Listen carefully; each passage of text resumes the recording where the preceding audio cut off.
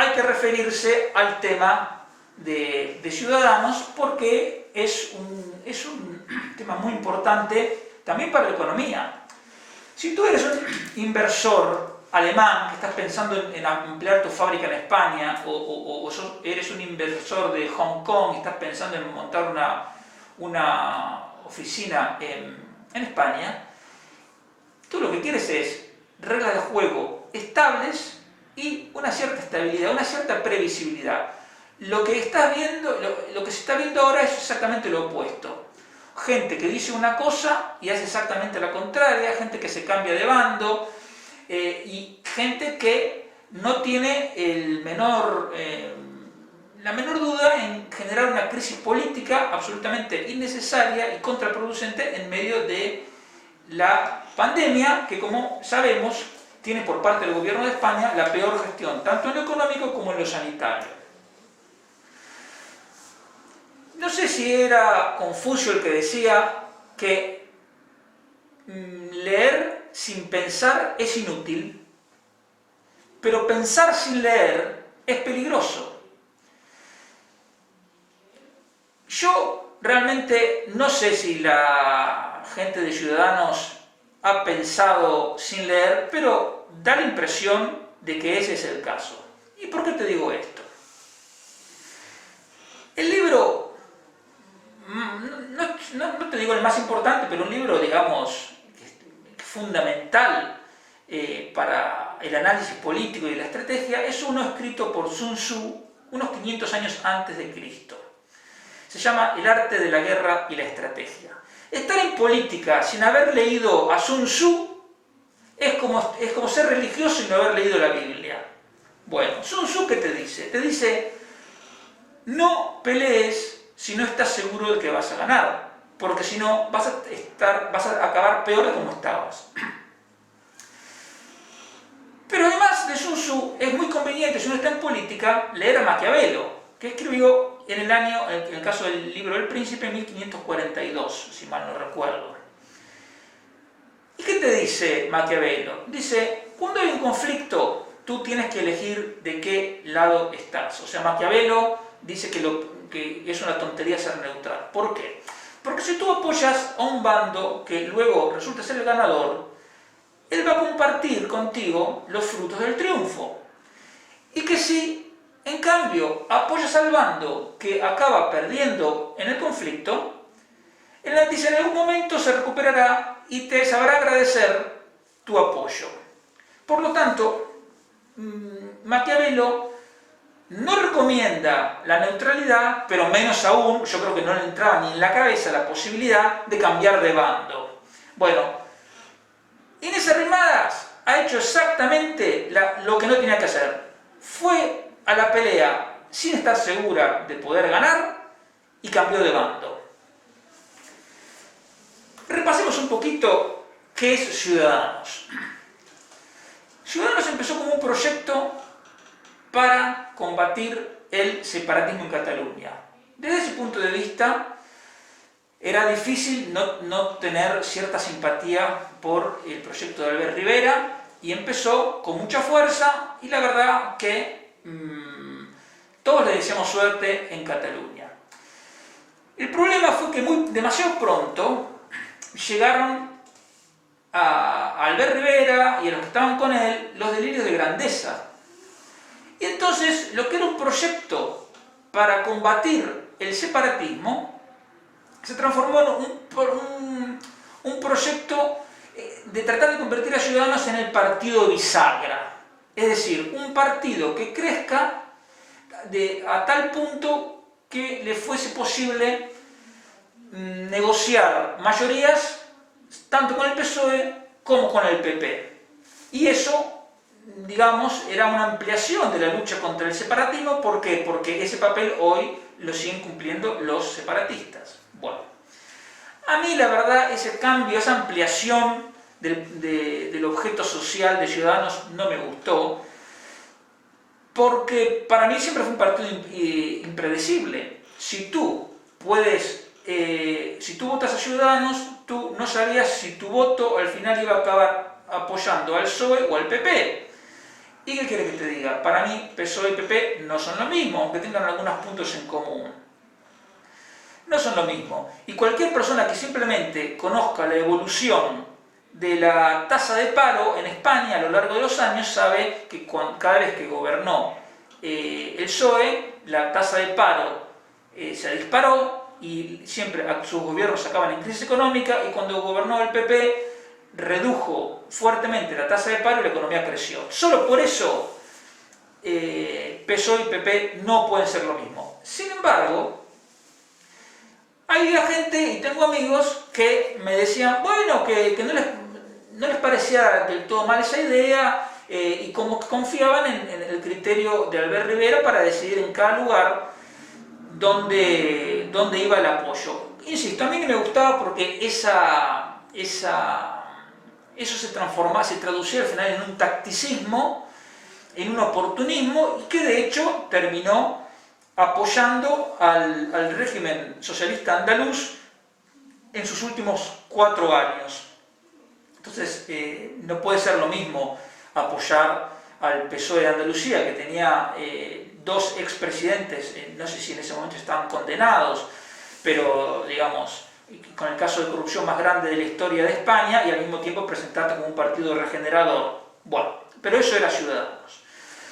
Llegamos a las elecciones de noviembre del 2015, en las que ganó Rajoy. Lo lógico hubiera sido que Ciudadanos, en su idea de que apoyaban al ganador, tenía que haber pactado con Rajoy, pero no, pactó con Sánchez. Fueron las 2 investiduras fallidas y entonces hubo nuevas elecciones. En esas nuevas elecciones, entonces sí, Albert Rivera entendió, claro, ya se había llevado un buen golpe porque había perdido muchos diputados, pero apoyó, hizo un pacto con Rajoy, y entonces hizo lo que tendría que haber hecho desde un comienzo. Bueno, estábamos cerca de 2 años después de esas elecciones, y de aquí que Pedro Sánchez presenta la moción de censura con la excusa de una oración y una sentencia de no sé cuántos cientos de folios, y Albert Rivera se suma. ¿Por qué? ¿Por un repudio a la corrupción del PP? En absoluto, si en ese momento seguía apoyando al PSOE andaluz. Simplemente Albert Rivera se plegó a la moción de censura de Sánchez por su tremenda ingenuidad de creerle a Sánchez que iba a convocar elecciones. Entonces, Albert Rivera ya se veía superando al PP en escaños e incluso gobernando. Bueno, como sabemos, las cosas no salieron así. Sánchez no convocó elecciones como él había dicho que iba a hacer, estiró todo lo que pudo, y finalmente las elecciones fueron en abril del 19. En ese caso, ¿qué tendría que haber hecho después de esas elecciones Albert Rivera? Tendría que haber pactado con Sánchez, porque Ciudadanos y PSOE juntos tenían una supermayoría de 180 diputados. ¿Pero qué pasó? Bueno, que una vez más, que además otra vez Sánchez es el ganador, entonces ese principio de Ciudadanos de apoyar al ganador ya era cualquier cosa, insisto. Por eso te digo que Ciudadanos en la práctica era un partido tacticista y oportunista. Y ya hablo de Ciudadanos en pasado, como te estarás dando cuenta. La cuestión es que lo lógico, cualquier persona que viera el número de escaños, era pactar un pacto entre Ciudadanos y Sánchez. ¿Por qué? Porque así podría evitar que Sánchez se tirara en brazos de los separatistas, que ya lo habían apoyado en la moción de censura, y además Albert Rivera podría haber sido vicepresidente. Sin embargo, tú sabes que yo a Pedro Sánchez no lo defiendo, pero la realidad, y esto es público, Sánchez lo convocó 2 veces a Albert Rivera y Albert Rivera no se presentó a las reuniones. Y cuando ya vio que las encuestas estaban dando mal, dijo, bueno, podríamos conversar, y ya era tarde. ¿Qué pasó? Hubo otras elecciones, y de esa surgió el gobierno sanchista-leninista que nos gobierna al día de hoy. Es decir, Pablo Iglesias hoy es vicepresidente gracias a Albert Rivera. Le reconozco a Albert Rivera que al menos se dio cuenta que había cometido un error tremendo y tuvo la dignidad de dimitir. Eso ahí estuvo bien. Entonces, ¿qué pasó? El liderazgo pasó a Inés Arrimadas, que es una persona cuyos antecedentes iniciales eran buenos, porque, digamos, fue la única capaz de derrotar al separatismo, pero el día de su victoria electoral se agotó todo, porque ella nunca presentó batalla, nunca se quiso presentar una candidatura a la investidura, ella dejó tirados a sus votantes. Y según leí en el periódico Voz Populi, un artículo de Miquel Jiménez, Inés Arrimadas fue la que presionó a Albert Rivera para dar el salto a Madrid. Una cosa totalmente inútil, porque el partido quedaba desguarnecido en Cataluña, que era donde había nacido. La cuestión es que Inés Arrimadas fue suficientemente hábil como para quedar como heredera de Albert Rivera. Lo primero que consiguió fue la división del partido, porque gente valiosa que había, como Juan Carlos Girauta, se fueron. Se fue Marcos de Quintos, se fue gente. Y entonces la estrategia de Arrimadas pasó a ser el acercamiento al PSOE. Si me está siguiendo el hilo, estamos hablando de un partido que empezó como un proyecto antiseparatista, que abandonó ese proyecto en Cataluña, que luego quiso ser bisagra entre el PP y el PSOE, pero luego quiso, en realidad, puso como su meta principal superar al PP, no lo consiguió, y entonces ahora en una nueva reconversión quieren acercarse al PSOE. Cuando no lo hicieron, en el momento que debieron hacerlo, que fue después de las elecciones de abril del 19.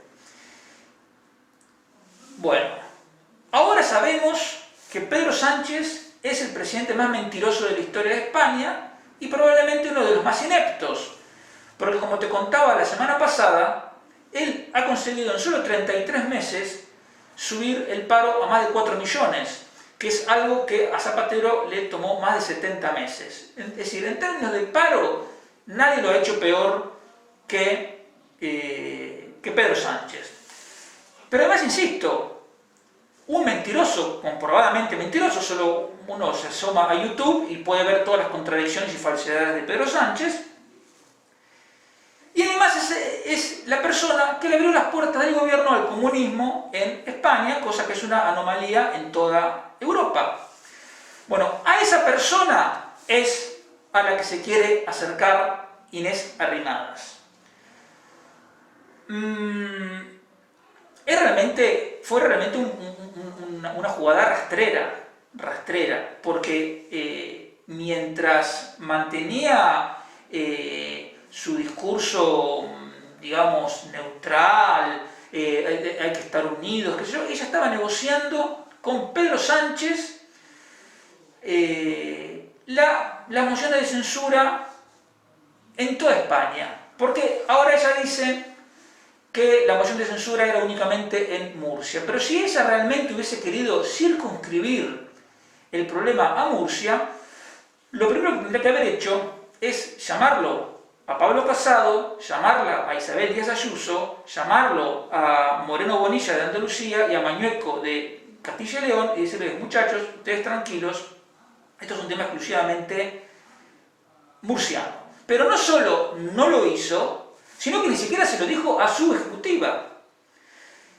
Y es increíble cómo una persona pudo haber caído en las mentiras de Pedro Sánchez. Para Sánchez la jugada no pudo ser mejor, porque atacaba, le digamos, le pudo haber quitado el gobierno al PP justo en la comunidad autónoma de donde es el secretario general del partido, Teodoro García Egea. La cuestión es que todo este pacto entre Ciudadanos y el PSOE se produce, ¿por qué? Porque la gente de Ciudadanos, después de la debacle electoral en Cataluña, saben que ese partido va a desaparecer. Y entonces querían asegurar su futuro laboral, su futuro político y laboral. Y toda esta negociación se produjo más allá de que estamos en la peor crisis, la segunda peor crisis en 170 años, pese a la pandemia, pese a que no se vacunen lo suficiente, pese a la peor gestión económica y sanitaria, y pese, como ya te dije, al presidente más mentiroso. Inés Arrimadas estuvo dispuesta a fortalecer territorialmente al sanchismo, lo que implica traicionar a sus votantes, porque los votantes de Ciudadanos, los actuales diputados de Ciudadanos, no surgieron de un voto que decía vamos a apoyar al sanchismo, decía más bien lo contrario, vamos a combatir al sanchismo, porque precisamente Albert Rivera no había querido pactar con Sánchez. La jugada ha salido peor imposible. Díaz Ayuso reaccionó rápidamente, convocó elecciones. La izquierda de Madrid está dando un espectáculo lamentable, porque ellos son asamblearios, en el caso de los comunistas de Más País y de Podemos, pero la mayor de las asambleas, que es la gente votando, ahora no les gusta. No, la gente no puede votar. Eso habla por sí solo, ¿no? Los califica por sí solo. Pero también reaccionaron rápidamente en Murcia, y hay gente en Ciudadanos con dos dedos de frente y arreglaron, aunque el PSOE dice que son prácticas mafiosas o cosas por el estilo. La gente que queda con dos dedos de frente en Ciudadanos, como Toni Cantó, Luis Garicano, incluso Begoña Villasís, yo creo que lo mejor que podrían hacer es marcharse de Ciudadanos, porque es como quedarse, como pretender sacar a flote el Titanic. Es una tarea que ya está, la gente no es tonta.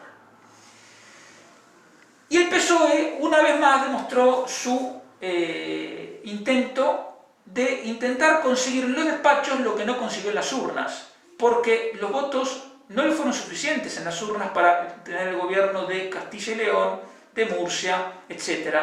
Pero sin embargo en los despachos estuvieron cerca de conseguirlo. ¿Qué es lo bueno de todo esto para mí? Que finalmente nos vamos a poder deshacer de este partido inconveniente, impredecible, volátil como Ciudadanos.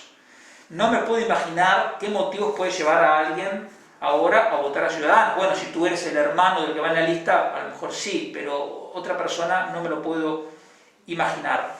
Y lo bueno también es que el centro-derecha queda ahora en dos partidos. Un partido, llamémosle socialdemócrata, liberal, es una gran mezcla de cosas, que es el Partido Popular, más grande, más centrado, más moderado, y un partido conservador tradicional como Vox. Y la gente podrá elegir sabiendo que tiene dos opciones claras, y no como la de Ciudadanos, que ya te digo que era un partido que tú podías votar y no sabías qué iba a resultar, qué se iba a hacer con ese voto.